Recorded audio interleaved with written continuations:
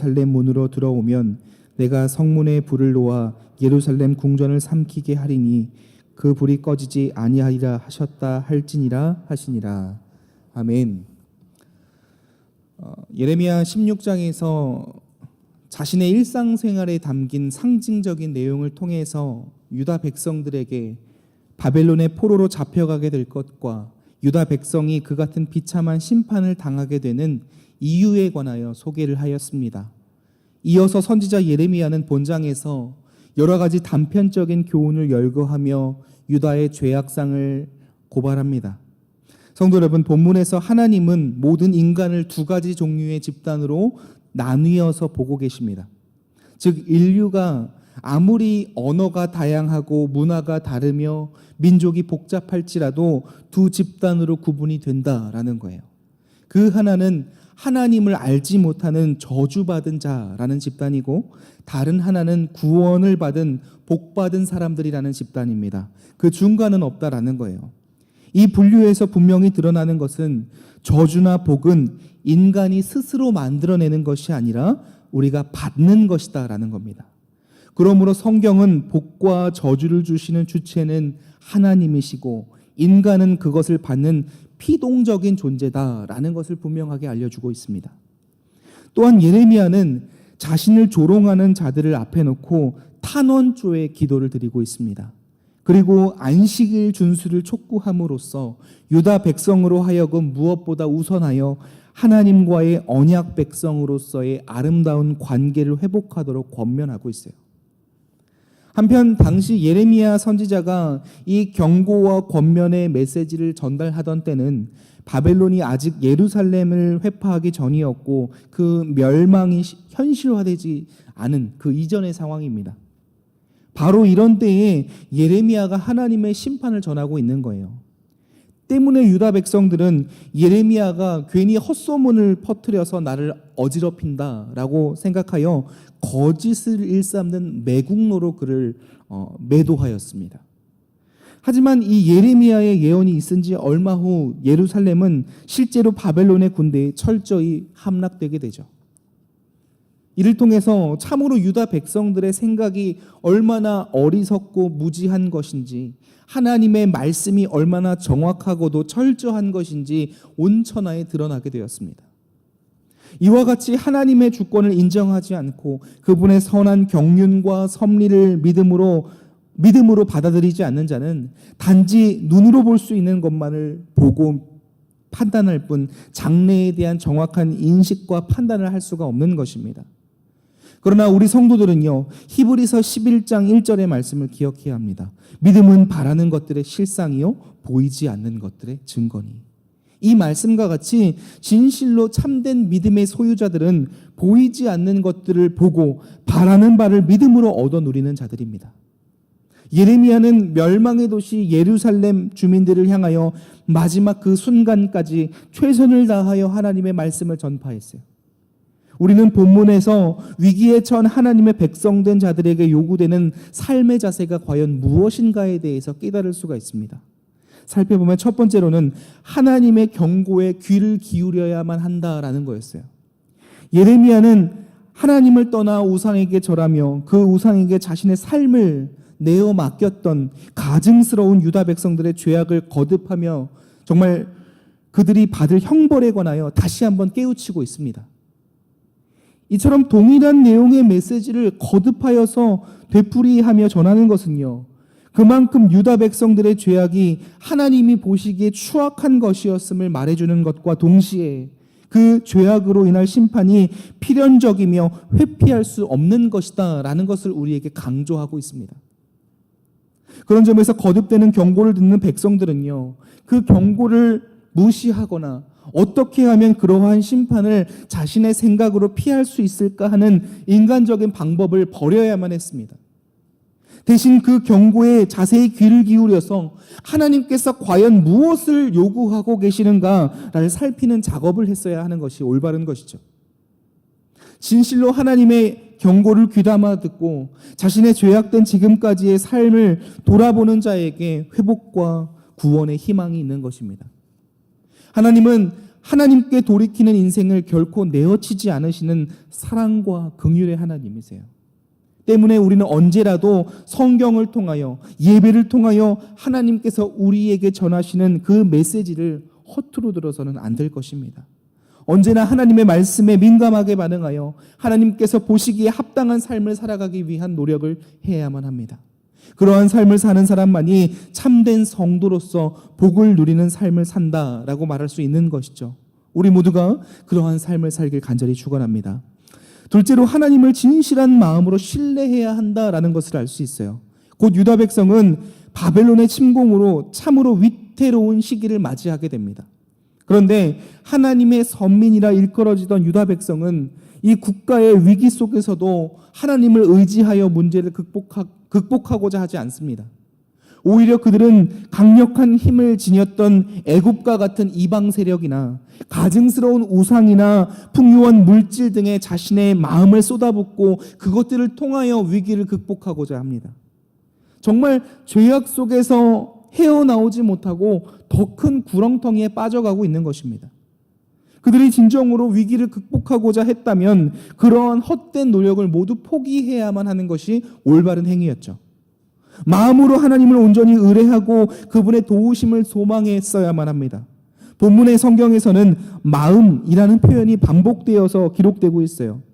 여기서 말하는 마음이란 히브리인들에게는 인간의 의지와 그 행위를 말합니다. 그러므로 이 마음을 어떻게 관리하느냐에 따라서 그 삶의 방향이 바뀌는 거예요. 그런데 참으로 애석하게 인간의 마음은요, 최초 인류 아담이 부패한 이후에 심각하게 부패하고 마비가 되었습니다. 그리하여 선과 거룩에 대해서 무능하게 되었다라는 거예요. 9절의 말씀이죠. 만물보다 거짓되고 심히 부패한 것은 마음이라 누가 능히 이를 알리오마는. 따라서 인간은 늘 자기 자신에게 속을 수밖에 없으며 그런 점에서 스스로 자기 자신을 구원할 수 없습니다. 그렇다면 성도된 우리는 어찌해야 합니까? 성도는 오직 자기 마음을 하나님께로 온전히 기울여 그분께만 의지하고 그분이 치유하시고 교훈하시고 인도하시는 대로 순종하는 삶을 살아야만 합니다. 그럴 때에 비로소 하나님이 기뻐하시는 바른 삶을 살아갈 수 있다라는 것을 기억하셔야만 합니다. 이렇게 유다 백성들의 마음의 부패로 인하여 전 삶이 부패하였음을 지적하던 예레미야 선지자는 갑자기 12절에서 18절에 탄식 어린 애가를 읊조리고 있습니다. 즉 예레미야는 자신이 아무리 깨우치고 경고해도 여전히 죄와 짝하고 우상을 섬기며 심지어 하나님의 말씀을 전하는 선지자를 대적하며 위협하는 이 유다 백성의 악한 현실을 바라보고 탄식하지 않을 수가 없었던 거예요. 더욱이 유다 백성은 예레미야를 향하여 15절 말씀을 보면 이렇게 말합니다. 보라, 그들이 내게 이르기를 여호와의 말씀이 어디 있느냐, 이제 임하게 할지어다 하나이다. 이렇게 교만하여 비난을 예레미야에게 쏟아붓고 있는 것이죠. 따라서 예레미야의 가슴은 정말 찢어지는 듯한 아픔과 비애를 느끼고 하나님께 눈길을 돌릴 수밖에 없었습니다. 그리고 영광스러운 보좌에 앉아 계신 하나님, 그분을 떠나서는 처절한 절망과 죽음뿐임을 강조하고 있어요. 13절의 말씀이죠. 이스라엘의 소망이신 여호와여, 줄을 버리는 자는 다 수치를 당할 것이라. 물은 여호와를 떠나는 자는 흙의 기록이 되오리니 이는 생수의 근원이신 여호와를 버림이니이다. 성도 여러분, 우리 또한 삶 속에서 수많은 어려움을 만나게 됩니다. 그 어려움은 유다 백성들과 같이 우리의 죄악 때문일 수도 있지만 우리가 성도이기 때문에, 세상이 악하기 때문에 당하는 고난을 만날 수도 있습니다. 그러한 때 우리는 어떻게 극복해야 할까요?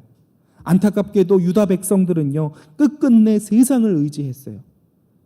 결국 그 의지하는 것들로 인하여 더 큰 어려움에 처하게 되었습니다. 우리는 이 사실을 기억하여 유다 백성들과 같은 잘못을 저질러서는 안 돼요. 어떤 어려움 속에서도 온 마음을 다하여 하나님만을 의지해야 합니다. 그러한 우리의 믿음을 하나님께서 기대하고 계세요. 그러한 믿음의 모습을 보일 때에 우리의 현실에 어떤 고달프고 어려운 삶의 모습이 있을지라도 하나님께서 뒤집어서 영광스러운 삶으로 만드실 것입니다. 그러한 승리의 하나님을 기대하며 오직 하나님만을 의지하는 우리 모두의 삶이 되시길 간절히 축원합니다. 마지막 세 번째로 하나님이 정하신 안식일을 성수해야만 합니다. 예레미야는 유다 백성이 국가적 안녕과 위기에서 탈출을 위해서 결단해야 할 실천적인 문제 한 가지를 지적합니다. 그것은 안식일을 거룩하게 지켜야 한다라는 거예요. 물론 예레미야가 강조하고자 한 것은 단순히 의식 준수 차원에서 지킬 것을 말하는 것이 아닙니다. 하나님은 마음이 없는 형식적인 예배를 심히 싫어하시고 그러한 종교를 행위를 하는 자를 단호하게 내어치십니다. 그런 점에서 예레미야가 말하고자 한 것은 분명 진실되며 경건한 의미에서 안식일 준수였어요. 사실 안식일은 인간을 위한 하나님의 날이며 이스라엘이 하나님의 친백성됨을 깊이 인정하는 경건한 증표가 되는 날입니다. 출애굽기 31장 13절에 이렇게 기록되어 있어요. 너는 이스라엘 자손에게 말하여 이르기를 너희는 나의 안식일을 지키라. 이는 나와 너희 사이에 너희 대대의 표징이니 나는 너희를 거룩하게 하는 여호와인 줄 너희가 알게 함이라. 따라서 이 날을 지킨다는 것은 자신이 하나님의 거룩한 백성됨을 분명히 확인하는 행위인 거예요.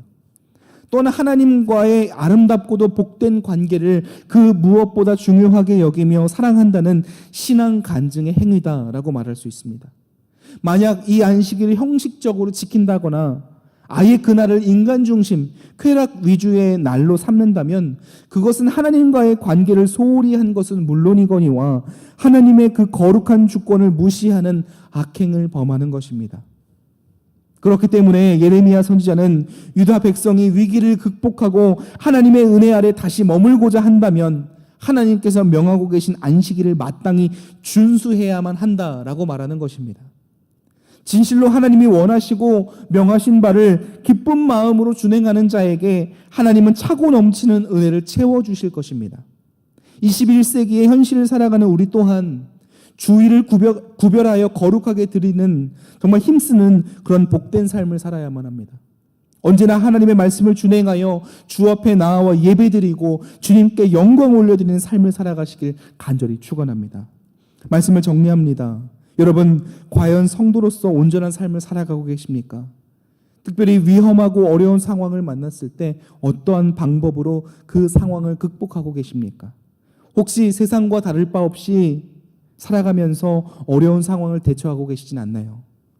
우리 하나님의 백성인 성도들은요, 세상 사람들과 그 방법이 달라야 합니다. 신앙인이라면 적어도 하나님께서 말씀하시고 경고하시는 바에 귀를 기울일 수 있어야만 합니다. 그리고 무엇보다 하나님을 마음으로 깊이 신뢰하며 어떤 역경을 만났을지라도 하나님만을 바라볼 수 있어야만 합니다. 뿐만 아니라 하나님께서 정하시고 명하신 바를 온몸으로 실천하여 그분의 주권을 인정해 드릴 수 있어야만 합니다. 그러할 때 하나님께서 우리의 모습을 통하여 기뻐하심으로 영광을 받으실 거예요. 기필코 은혜와 사랑 가운데 우리에게 응답해 주실 것입니다. 이 사실을 믿고 온전히 하나님의 백성으로 합당한 삶을 살아가는 우리 모두가 되시길 간절히 축원합니다. 기도하겠습니다. 사랑이 많으신 하나님 아버지, 오늘도 말씀